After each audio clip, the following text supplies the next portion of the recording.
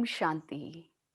ओम शांति। बाबा ने सदा ही कहा है, जिसका 100% निश्चय है उसकी विजय निश्चित है। तो ऐसे ही निश्चय बुद्धि विजयंती, ये जो प्रोग्राम चल रहा है, इस प्रोग्राम में निश्चिंत आत्मा, निश्चय बुद्धि आत्मा आदरणीय उषा दीदी हमारे साथ जुड़े हैं। दीदी, आपका बहुत बहुत तहे दिल से स्वागत है और अभिनंदन है। आज हम दीदी के साथ कुछ प्रश्न लेंगे जो बहुत ही उनके अनुभवों से प्रेरणा मूर्त हमें बनाएंगे, और निश्चय जो दीदी का रहा बाबा पे, तो कैसे दीदी ने सफलता उसमें प्राप्त की। उषा दीदी को तो परिचय क्या दें, सभी बहुत अच्छे से जानते हैं। दीदी बचपन से ही ज्ञान में रहे और ज्ञान में इतना बाबा से प्यार रहा कि धीरे धीरे आपने अपना जीवन समर्पित किया। आप 1974 से समर्पित रूप से अपनी सेवाएं दे रहे हैं। बचपन से ही आप ज्ञान में हैं और आपने सिर्फ देश में ही नहीं लेकिन विदेश में भी अपनी सेवाएं बहुत लंबे समय तक दी हैं। तो दीदी की हमने सुना है गीता का सार, और गीता जो बाबा कहते हैं कि गीता शिव बाबा ने सुनाई है, श्री कृष्ण ने नहीं। तो दीदी ने जन जन तक कितनी सरलता से ये बताया है कि गीता का सच्चा ज्ञान किसने दिया। ऐसे ही एसएमएल, जो बाहर जब प्रोग्राम्स शुरू हुए, हम जब बाबा के बने और बाहर हमने सेवाएं शुरू की, तो सबसे पहले एसएमएल के प्रोग्राम्स जो शुरू हुए, वो भी आप उसके कह सकते हैं बाबा ने आपको एक इंस्ट्रूमेंट बनाया।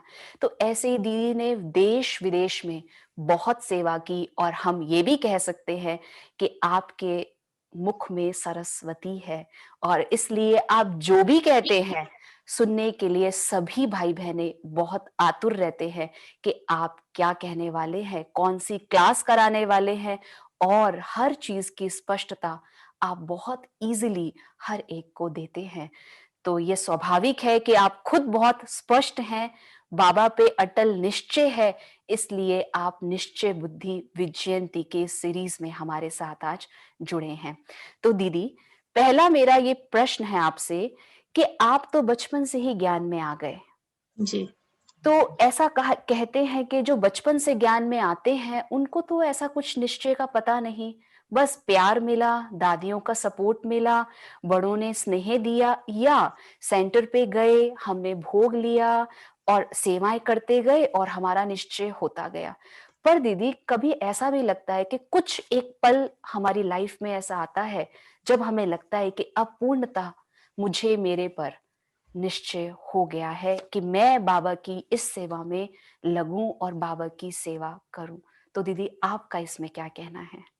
ऐसा है कि जो आपने कहा कि भई बचपन से ही जाते हैं, दादियों का प्यार मिलता है और भोग स्वीकार करते हैं और सेंटर में आना-जाना बना रहता है।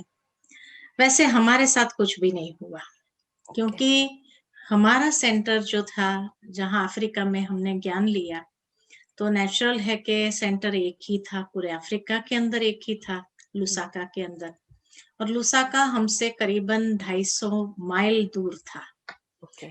और इसीलिए सेंटर पर रोज आना-जाना तो होता ही नहीं था। 15 दिन में भी एक बार आना-जाना नहीं होता था हमारा।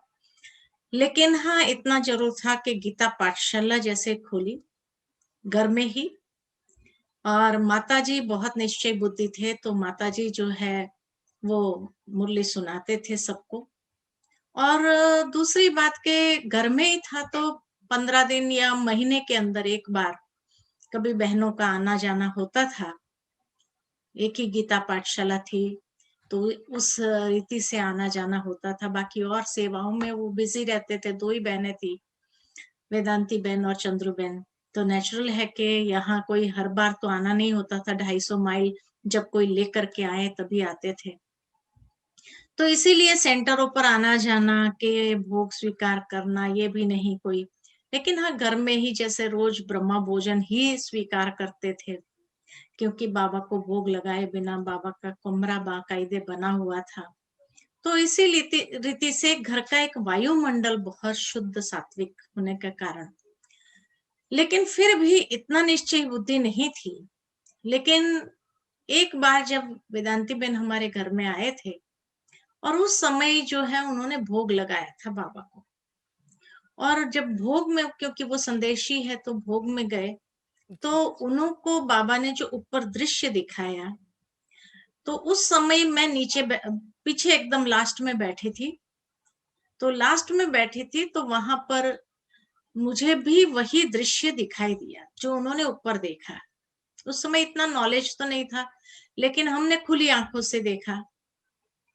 तो फिर जो है उनके जाने के बाद हमने और किसी को बताया नहीं, लेकिन उनके जाने के बाद हमने सोचा शायद हमारी माता जी इसीलिए इतनी जो इसमें जैसे डूब गई है, उसका कारण यही है कि शायद उनको रोज ऐसे दृश्य दिखाई देते होंगे या कृष्ण दिखाई देते होंगे, क्योंकि उन्होंने कुछ स्वर्ग का सीन देखा था। मुझे अभी पूरा सीन तो याद नहीं है, लेकिन इतना याद है कि उन्होंने कृष्ण देखा था और वही मुझे भी दिखाई दिया था।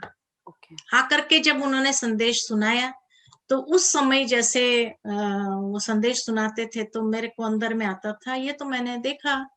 और मैं समझती जैसे मैंने देखा वैसे सबने देखा होगा। ज्यादा लोग तो नहीं थे हमारी गीता पाठशाला के अंदर, दो तीन चार फैमिलीज थे बस। तो मैं सोचती थी कि ये सभी यही देखते होंगे। तो जब उनके जाने के बाद मैंने माताजी से पूछा कि आप लोग क्या देखते हैं योग में, तो उस समय माताजी ने कहा हम कुछ नहीं देखते हैं। मैंने कहा कुछ नहीं देखते हैं, आपको नहीं दिखाई देता है? बोले क्या? मैंने कहा वो बहन जो बोल रही थी, तो वो आपको नहीं दिखाई दिया? तो बोला नहीं, हम थोड़ी देखते हैं, हम तो बाबा को याद करते हैं। तो उस समय मेरे मन में आया कि फिर मुझे क्यों दिखाई दिया? तो कहा क्या दिखाई दिया? मैंने कहा वो बहन जो बोल रही थी ना, वो सब कुछ देखा मैंने, कृष्ण को भी देखा। तो माताजी बड़ी खुश हो गई, अच्छा तेरे को पहली बार आज योग में बैठी और कृष्ण का दर्शन हो गया। पहली बारी मैं योग में बैठी थी इस तरह से। ओके। तो कहा कि आपको कृष्ण का दर्शन हो गया? मैंने कहा नहीं, ऐसा लगता है कि कहीं वो बहन ने मेरे ऊपर जादू तो नहीं किया। छोटी थी लेकिन फिर भी मैंने ये सवाल पूछा। तो उन्होंने कहा कि अच्छा चलो इसका क्लैरिफिकेशन के लिए हम वेदांती बहन को फोन लगाते हैं। तो वेदांती बहन को फोन लगाया, पहुंच गई होती थी वो उस समय तक। तो उस हिसाब से जो है शाम को फोन लगाया और पूछा उनको कि भाई आपने जो ऊपर देखा, तो कहा वो तो ट्रांस होता है, बाबा रस्सी खींचता है। तो कहा ऐसे किसी और को भी दिखाई देता है? तो कहा क्यों, किसको दिखाई दिया? तो उन्होंने कहा उषा को भी वही दिखाई दिया दृश्य जो आपने ऊपर देखा। तो वो तो खुली आंख से थी, तो उसको मन में आता है कहीं आपने उसके ऊपर जादू तो नहीं किया। तो कहा, हंसने लगे और फिर कहा कि उसको फोन दो, मैं उससे बात करती हूँ। फिर उन्होंने कहा अगर जादू करना होता तो तेरे ऊपर करके हमें क्या मिलता? हम बड़ी सभा बुला करके बड़े बड़े पर जादू कर देते थे, तेरे पर करने से क्या मिलता हमें? वो बात भी राइट लगी। तो मैंने कहा फिर मुझे क्यों दिखाई दिया? आपकी तो आंखें बंद थी, मेरी आंखें तो बंद नहीं थी, मैं तो खुली आंख से देख रही थी। तो उस समय जो है उन्होंने कहा उसको कहते हैं सेमी ट्रांस। और ये जो ट्रांस का जो पार्ट है वो बाबा जिसको चाहता है, बाबा के हाथ में ये चाबी होती है, बाबा जिसको चाहता है उसको वो देता है। तो इसीलिए जो है ये एक सेमी ट्रांस का अनुभव बाबा ने आपको कराया, और ये कराने वाला बाबा है, मेरे हाथ में कुछ नहीं है। मैं किसी को अनुभव नहीं करा सकती, नहीं तो तेरी मम्मी को कब का करा देती थी। इस तरह से अनेक जैसे बातें उन्होंने रखी मेरे सामने। तो मुझे थोड़ा लॉजिकल लगा कि बात तो सही है। और वो जो पहला दृश्य देखा था, उसके बाद जैसे धीरे धीरे धीरे धीरे निश्चय होने लगा। उसके बाद जैसे कहा छोटी सी गीता पाठशाला थी, तो रोज योग कराने के लिए मुझे ही बैठाते थे। तो धीरे धीरे मैं योग कराने बैठती थी। और फिर जो है धीरे-धीरे जो बाबा की मुरली में आता था, उस हिसाब से मैंने माना एक प्रकार से फ़ौरन धारणा हो जाती थी। तो एक बार जैसे बाबा ने कहा कि बच्चे पत्र भी नहीं लिखते बाबा को। तो राइट। मेरे को आया कि बात तो सही है, मुझे पत्र लिखना चाहिए। तो मैंने लगातार रेगुलर रोज़ पत्र लिखती थी बाबा को। छोटी थी, लेकिन जैसे रोज़ पत्र लिखती थी, सारे दिन में क्या हुआ, वो सब बातें जैसे लिख देती थी बाबा को।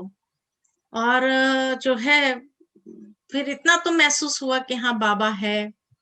फिर बाबा से 6 महीने के अंदर ही मधुबन आने को मिला, मिलने को हुआ। तो फर्स्ट फॉरेन ग्रुप में हम आए थे, 5 लंदन से आए थे, 5 अफ्रीका से आए थे, 1975 में। तो उस समय तो मैं बहुत छोटी थी। ज्ञान में हम शुरू हुए 74 से, समर्पित तो मैं हुई 1980 से।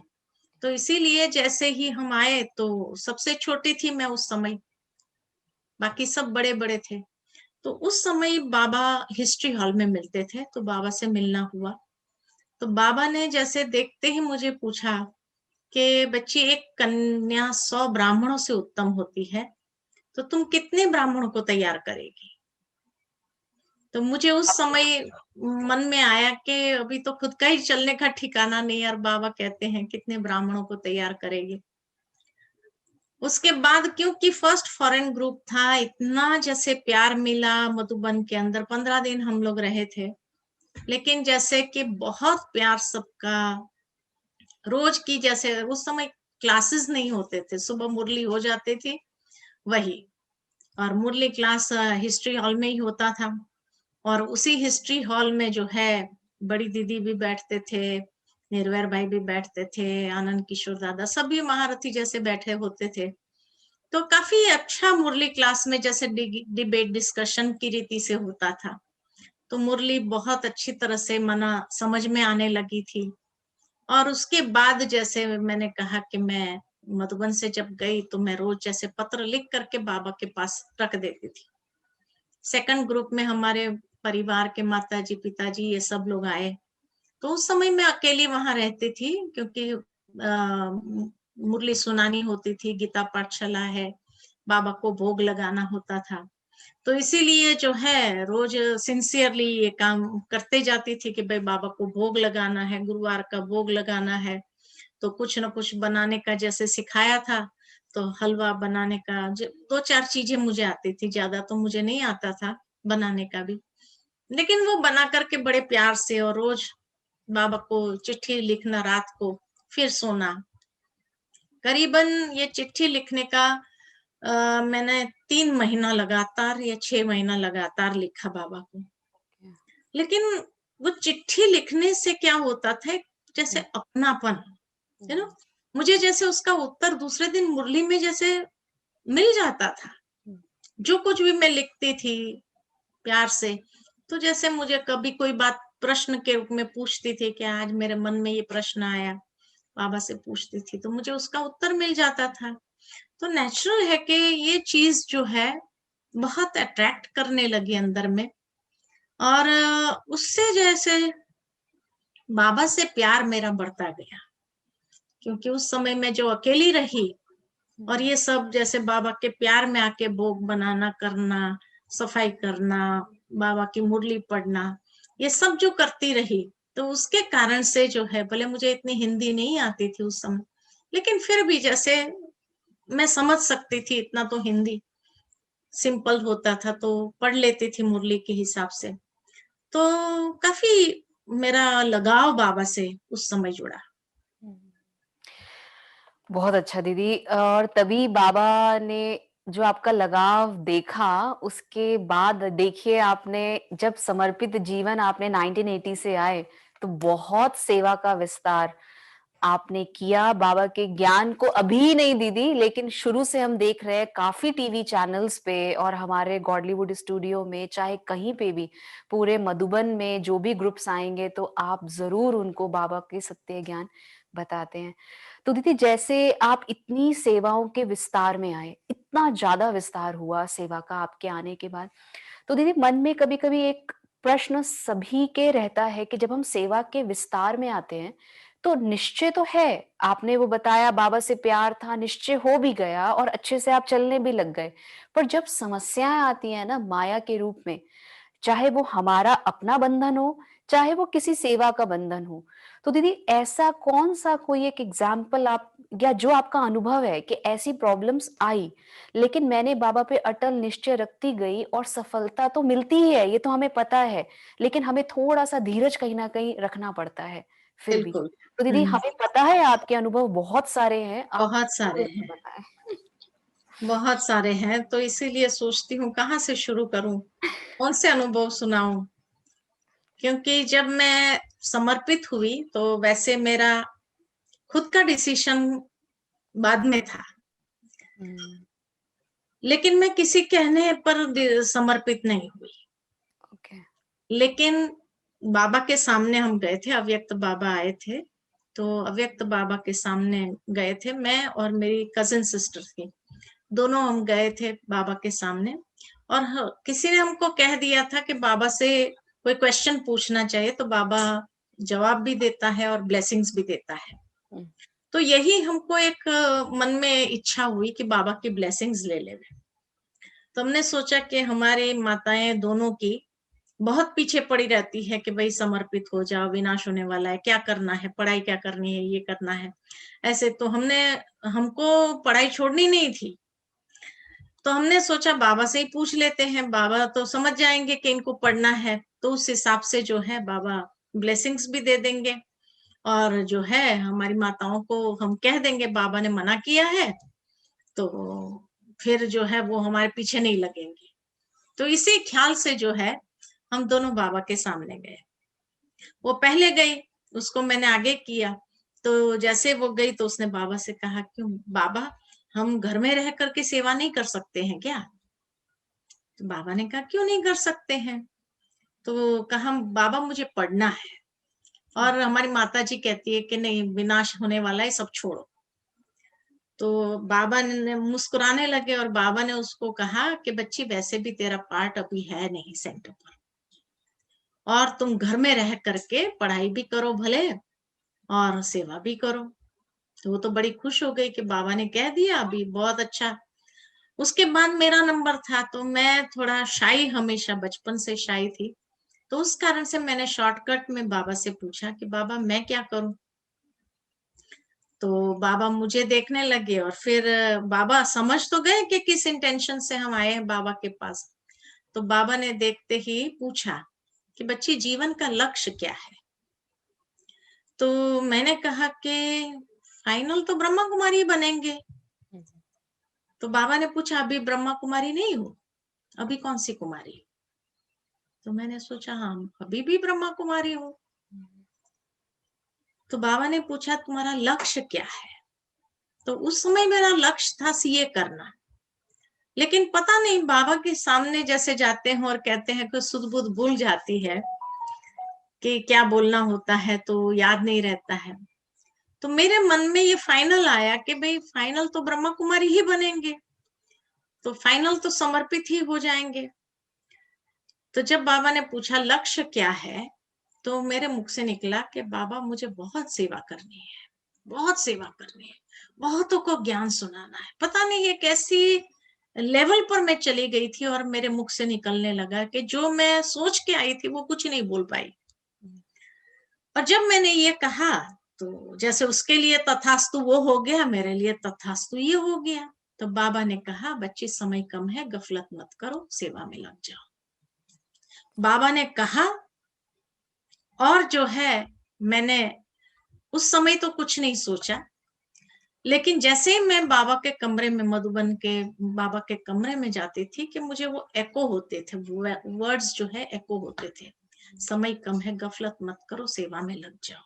हुँ, तो जब ये बात होती थी तो डिसीजन मैंने अपने आप से ले लिया कि बस मुझे समर्पित होना है। बाबा ने कहा मुझे समर्पित होना है और मैंने चिट्ठी लिखा घर में मधुबन से ही कि मैं अभी घर नहीं आ रही हूँ और मैं जो है यहाँ से ही सेवा में जा रही हूँ। मैं 12th के एग्जाम्स दे करके आई थी। ओके। तो हमारी माताजी भी आ गए, उसको तो बड़ी खुशी हुई। तो वो आ गई और समर्पित करने के हिसाब से मुझे, तो जो उसने मेरे लिए, जैसे लड़कियों के लिए माँ-बाप तैयारी करते रहते हैं कि भई इतना सोना देंगे, इतना ये देंगे, इतना ये देंगे। वो सब कुछ लेकर के आ गई और दादी को दिया। दादी ने कहा, किसने कहा तुमको ये समर्पित हो रही है? तो वो पत्र भी मेरा लेकर के आई कि ये देखो दादी, इसने पत्र लिखा, उसको समर्पित होना है। तो जब दादी को दिखाया तो दादी ने मेरे को पूछा, तुम किसके कहने पर समर्पित हो रही है? मैंने कहा, किसी के कहने पर नहीं, मेरा अपना डिसीजन है। मैंने ये नहीं सुनाया कि बाबा ने मुझे कहा था, क्योंकि उन दिनों में तो बाबा फिर जैसे पार्टियों से मिलते थे तो दादियां चली जाती थी भोजन आदि करने के लिए। तो मैंने किसी को बताया नहीं कि बाबा ने मुझे कहा है। उसके बाद जो है, गुलजार दादी मेरे को हाथ पकड़ करके कहा, चलो आज हम जाते हैं नक्की राउंड लगाने। तो मैं चली गई गुलजार दादी के साथ। तो रास्ते में दादी ने मेरे को पूछा कि ये डिसीजन किसका है? तो मेरे को उस समय जैसे ये आया कि बाबा ने कहा और दादी मुझे पूछ रही है, तो इसका मतलब दादी को पता नहीं है कि बाबा ने कहा है। तो तब मेरा 100% जैसे एक बाबा पर विश्वास हो गया कि दादी को भी पता नहीं है। तो मैंने कहा, नहीं दादी, ये बोले तुम किसी के कहने के उसमें तो नहीं आ रही है, किसी के प्रभाव में तो नहीं आ रही है। बहुत तरीके से दादी ने मुझे पूछा, अलग अलग तरीके से। मैंने कहा, नहीं दादी, मैं किसी के प्रभाव में नहीं आ रही हूँ, ये डिसीजन मेरा अपना है। तो जब ये कहा तो दादी ने कहा, फिर ठीक है, फिर कोई भी परीक्षा होगी ना तो तुम पास हो सकेगी, तुम्हारा अपना डिसीजन, तुम अपनी रिस्पॉन्सिबिलिटी ले रही है। लेकिन ये जरूर है कि हाँ, ये जैसे ही डिसीजन लिया तो बहुत लोगों ने मुझे कहना चालू किया कि ये गलत डिसीजन है। 12वीं की कोई वैल्यू नहीं है आज दुनिया के अंदर। तुम कोई सेवा नहीं कर सकेगी, तुम झाड़ू पोछा मारती रहेगी सेंटरों पर, ये करेगी, तुम्हारे लिए कोई अच्छी सेवा नहीं होगी, तुम वीआईपी को समझा नहीं सकेगी। और इस तरह से मेरा निश्चय का परीक्षा कि मैं हिलती हूँ या नहीं हिलती हूँ। बीकेज ने भी कहा और जो है मेरे फादर ने भी मुझे कहा कि बहुत अर्ली डिसीजन है, तुम पढ़ाई कर लो, कम से कम ग्रेजुएट तो हो जाओ। 12वीं की कोई वैल्यू नहीं। वहां तक कि मैं स्कूल में अपना लिविंग सर्टिफिकेट लेने गई तो एक मिशनरी स्कूल में पढ़ती थी, तो वहां मदर हमारी प्रिंसिपल थी, क्रिश्चियन मदर जो होती है, तो वो मदर ने मेरे को पूछा कि अभी तुम क्या करोगी 12वीं के बाद, अभी तेरा आगे क्या डिसीजन है? तो मैंने उनको भी कह दिया कि अभी मैं जो है जीवन डेडिकेट कर रही हूँ गॉड की सेवा के लिए। तो उसने मेरे को कहा, रॉन्ग डिसीजन। उसने मेरे को कहा कि ये 12th कुछ नहीं है, और तेरे को अगर भगवान की सेवा करनी ही है तो तुम नन बन जाओ। हम लोग जैसे नन को पढ़ाते भी हैं और पढ़ाने के साथ साथ सेवा करती है, ऐसे तुम करो। माना हर तरह से कि मैं अपने उस डिसीजन पर हूं या नहीं हूं, उस निश्चय की परीक्षा बाबा की पहली मेरे सामने आई। लेकिन पता नहीं मेरे अंदर भी ऐसा एक जुनून था कि नहीं, बाबा ने कहा है मुझे, और मैंने अपने आप को समर्पण कर दिया। तो दादियां हमेशा मुझे कहती थी, प्रकाशमणि दादी, मनमोहिनी दीदी, ये सभी मुझे ये कहते, ये झाटकू है, ये झाटकू है। तो ये झाटकू जो है कि बाबा ने कहा और मैंने किया आज्ञाकारी बन करके। मैंने आगे पीछे कुछ नहीं सोचा अपनी लाइफ का कि क्या होगा। आज जितना मुझे आगे बढ़ने का चांस मिल रहा है, इतने बड़े संगठन के बीच में रहते हुए भी, ये इतनी जो बाबा ने एक दुनिया के सामने ये दिखा दिया कि अगर एसएमएल बिना कॉलेज किए, राइट, आज कोई मैनेजमेंट बैकग्राउंड न होने के बावजूद भी अगर मैं करा सकती हूँ, है ना, तो ये भगवान ने जैसे जैसे मैंने झटकू किया, तो भगवान भी हर कदम पर जैसे आकर के मेरे सामने खड़े हो जाते थे। वो चांस भी मिलता था, वो योग्यता भी बाबा भरता था और इतना आगे भी बढ़ाता था। तो चाहे एसएमएल हो, चाहे रामायण हो, चाहे गीता हो, ये सब बात, आज संस्कृत नहीं आती है मुझे, लेकिन फिर भी अगर गीता करा सकती हूँ, गीता के हर श्लोक को समझ सकती हूँ, तो ये भी बाबा। तो जहां मैंने देखा कि मैंने जो झाटकू होकर के डिसीजन लिया, जी। और इतने लोगों ने मुझे समझाने का प्रयत्न किया, मेरे निश्चय को तोड़ने का प्रयत्न किया, लेकिन नहीं टूटा।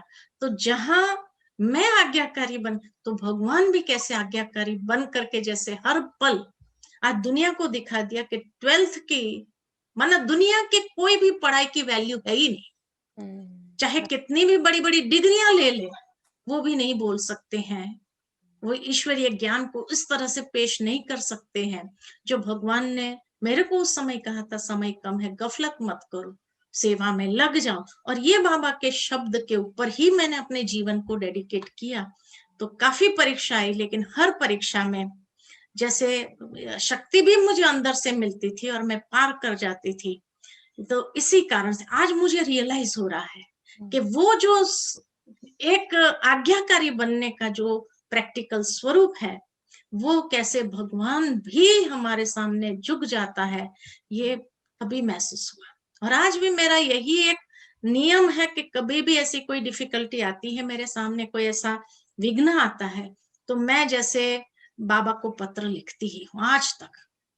भले मैं रेगुलर नहीं लिखती हूँ, लेकिन जब भी मेरे सामने कोई बात आती है, विघ्न आता है, तो मैं पत्र लिखना बाबा को, अमृत वेले वो पत्र रखना बाबा के सामने, वो सारी बात बाबा को सौंपना, और उसके बाद मैं अपने आप को निश्चिंत कर देती थी, बाबा अभी संभालेगा। और सचमुच बाबा संभालता है। बहुत अच्छा दीदी, मन तो कर रहा है बस और क्योंकि आपके बहुत अनुभव है जो मैंने खुद भी बहुत सारे सुने हैं। ये तो आपने हम्म। बहुत शॉर्ट में समय को देखते आपने रखा है, लेकिन बहुत ऐसे अनुभव हैं जो शक्ति देते हैं हम्म। आत्मा को। तो दीदी जैसे आपने कहा कि बाबा को मैंने साथ रखा और मैं करती गई और बाबा ने भी आज्ञाकारी बनी तो बाबा ने भी मुझे सफलता दी। पर दीदी जब हम करते जाते हैं और बाबा की सेवाओं पे चलते जाते हैं तो दीदी एक बात ये आती है कि कभी-कभी असफलता भी मिलती है या मिलने वाली होती है, लेकिन उस समय दीदी कोई हमारा निश्चय डगमगाया 1 मिनट के लिए भी ऐसा कि क्योंकि चलते-चलते दिल शिकस्ती भी आती है और लगता है कि बाबा सब कुछ किया, आपके लिए मैंने सब कुछ किया। तो उस समय दीदी कुछ ऐसी आपकी एक धारणा कि नहीं मैंने ये धारणा पक्की कर रखी है कि कुछ भी हो, लेकिन कुछ मेरे को कुछ नहीं होगा। मेरा मन सदा ठीक और निश्चिंत और सफलता की ओर जाएगा ही। हम्म।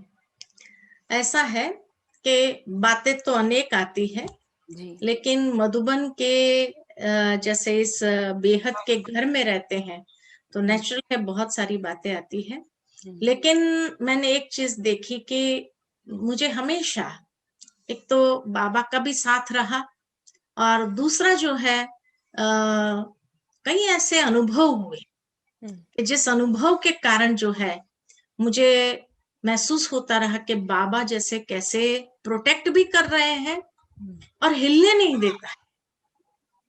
अगर मैं हिल भी गई कोई बात को लेकर के कि बाबा आपकी मदद नहीं मिल रही है, जैसे मैं जैसे 2:30 बजे उठ करके बाबा के कमरे में जाऊंगी, बाबा के साथ में मेरी जैसे कंटिन्यू वो बात को लेकर के होती थी। लेकिन धीरज, जैसे आपने कहा, धीरज धरना होता है। हुँ। और लास्ट मोमेंट पर ऐसा लगता है कि जैसे कोई ने धक्का देने का प्रयत्न किया, अब इसको गिरा दो। हुँ। लेकिन मैंने उस मोमेंट, लास्ट मोमेंट, कि भाई हम कितने अंदर से हिलते हैं, ये बाबा भी देखता है कि हुँ। बाबा पर विश्वास कितना है और कितना हिलते हैं। तो ऐसा लगता है कि जैसे लास्ट मोमेंट कोई धक्का दे रहा है और ये पूरी खाई है, नीचे गिरना ही है हमको, ये भी हुँ। महसूस हो रहा है। हुँ। लेकिन उसी समय ऐसा लगता है कि विंग्स मिल जाते हैं और हम उड़ने लगते हैं। जितनी बार भी मेरे सामने विघ्न आए, जैसे मेरे को विंग्स मिले और मैं आगे उड़ गई, वो चीज मुझे परेशान नहीं कर सकी हुँ। या मेरे अंदर हलचल क्रिएट नहीं कर सकी। हुँ। आई ऐसे कई बार, बड़ों से भी परीक्षा आई, छोटों से तो मैं इग्नोर ही करती हूँ, लेकिन बड़ों से भी मेरे सामने परीक्षाएं आई हुँ। कहीं ऐसी जगह पर। लेकिन एक चीज है कि मैंने कभी उनके प्रति कोई नेगेटिव थॉट क्रिएट नहीं किया। मैं हमेशा ये सोचती थी कि शायद ड्रामा में इससे इसमें भी कोई कल्याण होगा, तो ड्रामा पर निश्चय जो बाबा कहते हैं कि इसमें भी कोई कल्याण होगा। हर बार अगर कोई बड़ों से भी आई तो मैं यही समझती थी कि शायद इसमें भी कोई कल्याण होगा, इसमें भी कोई कल्याण होगा। और अभी तो इस तरह से ये हो गया है कि लास्ट जो मैं गिरी थी और मेरे पैर में फ्रैक्चर आया था, और कई मेरे continuous back to back programs थे, वो सारे प्रोग्राम्स मुझे कैंसल करने पड़े। लेकिन पता नहीं गिरने से समय पहला थॉट यही आया, गिरते हुए पहला थॉट यही आया, इसमें भी कोई कल्याण है। तो ये मैंने देखा कि निश्चय बुद्धि, ड्रामा में भी निश्चय बुद्धि, हर सीन में निश्चय बुद्धि होकर के जब चलते हैं तो सचमुच हमारा कल्याण ही होता है, हमारा कल्याण नहीं हो सकता है। बहुत अच्छा दीदी, आपने ड्रामा का मैं पूछने ही वाली थी और आपने कह ही दिया कि ड्रामा पर भी निश्चय होता है। दीदी एक लास्ट प्रश्न है, क्योंकि जो समय अभी चल रहा है और इस समय पर हम ये निश्चय बुद्धि का पाठ पक्का कर रहे हैं, क्योंकि आपने कहा एक बल एक भरोसा। और दीदी ये जो समय अभी चल रहा है बिल्कुल अंत का, और दिल्ली में क्या पूरे विश्व में ही आपको पता है कि कैसी स्थिति है, चाहे बीके भाई बहने हैं और चाहे जो बाबा को नहीं जानते हैं लेकिन संबंध संपर्क में हैं। तो दीदी वो निश्चय जब वो बीकेस को देखते हैं तो बीके भाई बहनों का जो बाबा पे फेथ है, उसके कारण से वो अपने परिवार में जो भी बातें हो रही हैं उसको सेट कर पा रहे हैं दीदी। तो मेरा आज ये कहना है कि आप हम सबको ये निश्चय बुद्धि विजयंती कि ये पेपर भी आया है, और इस पेपर में भी हम बाबा से क्या कहें, कैसी बातें करें, जो अन्य आत्माओं को सुख भी चाहिए हमसे और शांति भी चाहिए, लेकिन अपने ही ब्राह्मण परिवार में काफी चीजें हम देख रहे हैं। तो वो आप हम सबको बताएं कि हम उससे कैसे अपने आप को ऊपर करें। हाँ, बाबा परीक्षा ले रहा है ये बात नहीं है, बातें आएंगी और हमें उससे ऊपर उठना ही है, जाना ही है। मेरा ये मानना है, बाबा परीक्षा नहीं लेता है, जी बिल्कुल। बाबा मदद ही करता है। परीक्षा जो आती है वो ड्रामा की सीन्स है, हम्म, और बाबा की हमेशा मदद मिलती है। बाकी जो ये महामारी का जो एक दौर चला है सारे विश्व के अंदर, तो जैसे मैं खुद बताऊं अपना, कि मेरी छोटी सिस्टर जो है उसको कोरोना पॉजिटिव जब आया, और वो जब, वो तो ज्ञान में भी नहीं है, लेकिन वो माना बहुत परेशान हो गई थी, और उसका जो स्थिति थी उसको यही लगा कि मैं मर जाऊंगी, और इतने नेगेटिव थॉट्स उसको आ रहे थे, क्योंकि ज्ञान में तो है नहीं, तो नेचुरल है, उसको बहुत सारे नेगेटिव थॉट्स अंदर में आ रहे थे। तो उस समय मैंने उसको जो कहा, मैंने उसको यही कहा कि देखो, ये जब अंतिम समय आया तो हमारे कोई ना कोई कर्म का हिसाब किताब सेटल करने का समय होता है, हम्म, और इसीलिए ये जो बीमारी आई है ये भी कोई कार्मिक अकाउंट्स है, उस कार्मिक अकाउंट्स को सेटल करने के हिसाब से आई है। इसीलिए जब कार्मिक अकाउंट है तो हो सकता है जाने अनजानेपन में तेरे से इस जन्म में या पूर्व जन्मों में कोई ऐसा तुमने कार्य किया होगा या कर्म हो गया है जिसकी एक प्रकार से भोगना है। और इसीलिए मैं तुम्हें यही एडवाइस करती हूँ कि इस समय तुम बाबा को याद करो, और बाबा को याद करते हुए बाबा से क्षमा मांगो।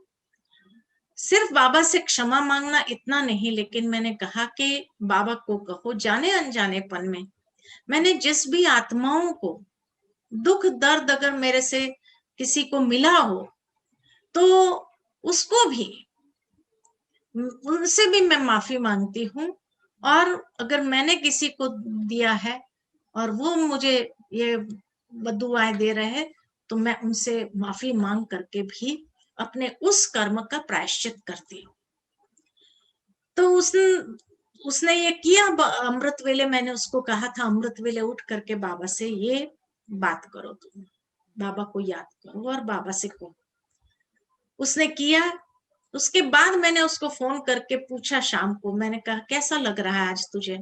तो कहा मुझे ऐसा लगा कि मेरे हृदय पर एक बहुत बड़ा बोझ था और वो बोझ समाप्त हो गया, और इतना हल्का मुझे महसूस हो रहा है। और उसके बाद जो उसकी ठीक होने की प्रक्रिया आरंभ हुई, वो हुँ, बोझ जैसे उतर गया और वो बोझ उतर जाने के बाद जो है ठीक होने का जैसे फीलिंग लगी और वो ठीक होकर के आ गई।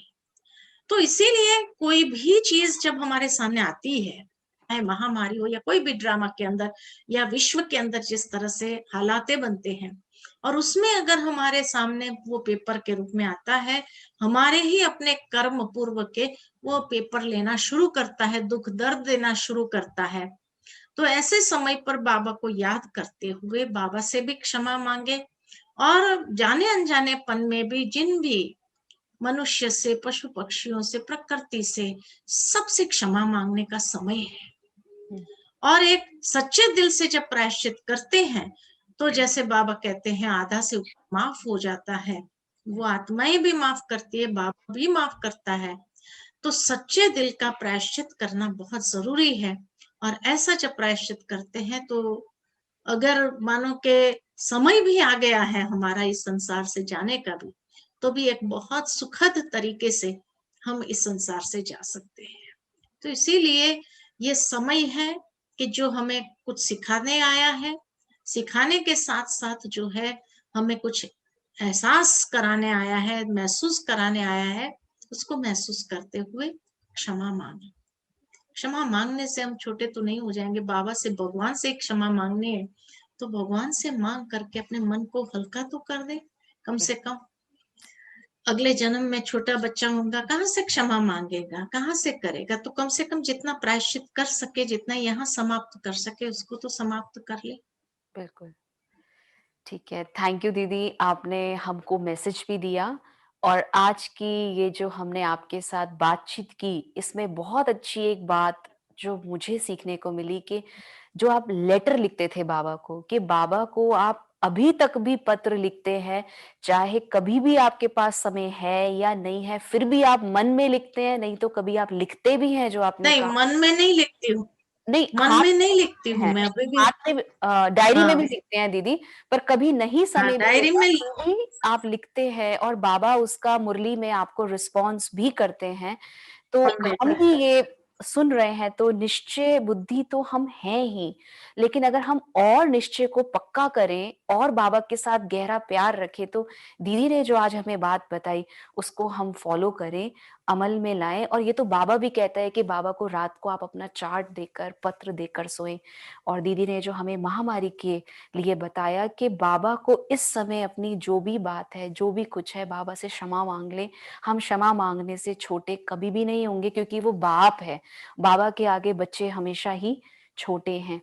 तो थैंक यू दीदी, आपने निश्चय बुद्धि विजयंती इस सीरीज में हमें बहुत कुछ बताया और मेरे मन में 2 प्रश्न और भी हैं, लेकिन समय को देखते आज हम इसको यहीं पे समाप्त करते हैं। थैंक यू दीदी सो मच। ओम शांति। ओम शांति।